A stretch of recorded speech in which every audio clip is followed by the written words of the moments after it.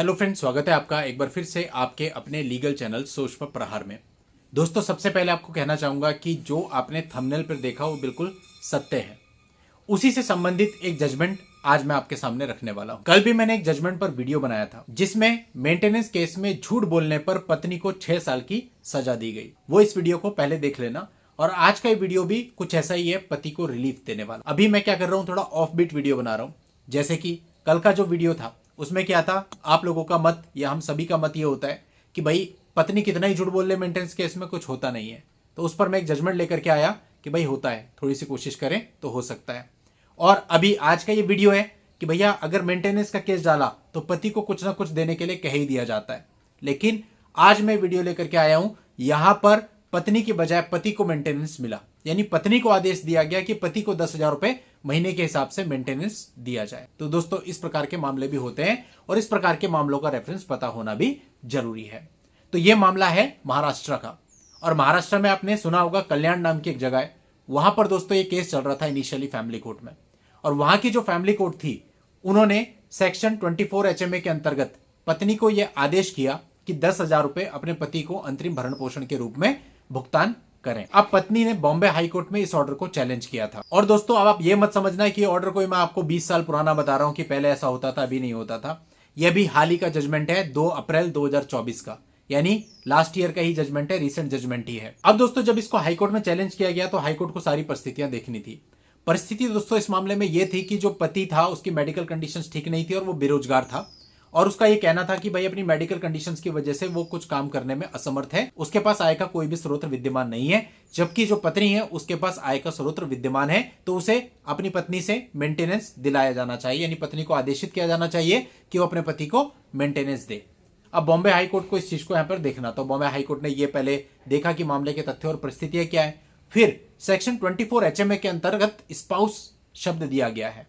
अब कोर्ट ने यहां पर एक्सप्लेन किया कि भाई सेक्शन 24 HMA में जो स्पाउस वर्ड है वो पति और पत्नी दोनों के लिए ही यूज हो सकता है। यानी ऐसा नहीं है कि सेक्शन 24 HMA में केवल पत्नी को ही मेंटेनेंस दिलाया जाएगा, बल्कि ऐसा है कि अगर दोनों पक्षकारों में से कोई भी पक्षकार जो कि असमर्थ है अपनी आमदनी कमाने में, आय कमाने में, और दूसरे पर निर्भर है, और दूसरा जो पक्षकार है उसके आय का स्रोत विद्यमान है, तो उसको दूसरे पक्षकार से मेंटेनेंस दिलवाया जाएगा। अब यहां पर जेंडर का कोई भी फर्क नहीं है कि वो पति है या पत्नी है। तो इस मामले में भले ही वो पति है, लेकिन अगर वो अपनी मेडिकल कंडीशंस की वजह से काम नहीं कर पा रहा है, बेरोजगार है, उसके पास आय के स्रोत विद्यमान नहीं है और पत्नी के पास आय के स्रोत विद्यमान है, तो फिर ऐसे मामले में पत्नी को आदेशित किया जा सकता है कि वो अपने पति को मेंटेनेंस दे। और फैमिली कोर्ट कल्याण का जो आदेश था उसको बरकरार रखा। उसको यहां पर बॉम्बे हाईकोर्ट ने बिल्कुल ठीक माना कि भैया ये सही आदेश है, उसमें इंटरफेयर करने की आवश्यकता नहीं है। तो दोस्तों, यहां पर कुल मिलाकर के पति को मेंटेनेंस मिला। ऐसे हमने भी अपने बहुत सारे मामलों में किया जहां पे हमने सेक्शन 24 HMA पति की तरफ से फाइल करी, और जब फाइल करी तो सभी के रिएक्शन बड़े विचित्र थे। अपोजिंग काउंसिल हंस रहे थे, वो जज साहब को कह रहे थे साहब ये पति और फिर भी फाइल कर रहा है। तो दोस्तों, ये केवल वो चीज है जहां पर लोगों को लॉ की नॉलेज नहीं है।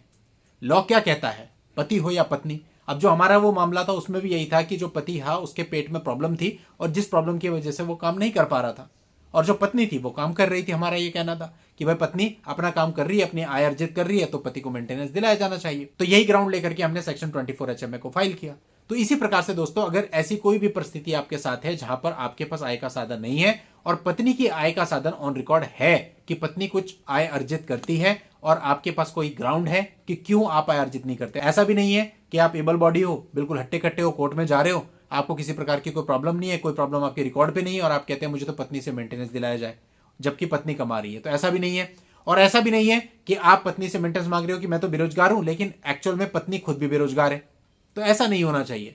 2 कंडीशन है, पहली, पत्नी की आय का स्रोत होना चाहिए। दूसरा, जो पति है वो बेरोजगार है तो उसका कारण, एक सॉलिड प्रूफ उसको देना पड़ेगा क्यों बेरोजगार है, वो रीजनिंग से कोर्ट को सेटिस्फाई करना पड़ेगा, तो उसको भी मेंटेनेंस मिल सकता है। दोस्तों, इस पूरे मामले का लिंक आपको इस वीडियो के नीचे डिस्क्रिप्शन में मिल जाएगा, वहां जाके आप इस पूरे मामले को जान सकते हो। आज की इस वीडियो में इतना ही। नेक्स्ट वीडियो में नई जानकारी के साथ मैं आपसे फिर मिलता हूं, तब तक के लिए goodbye and thank you for watching. Take care.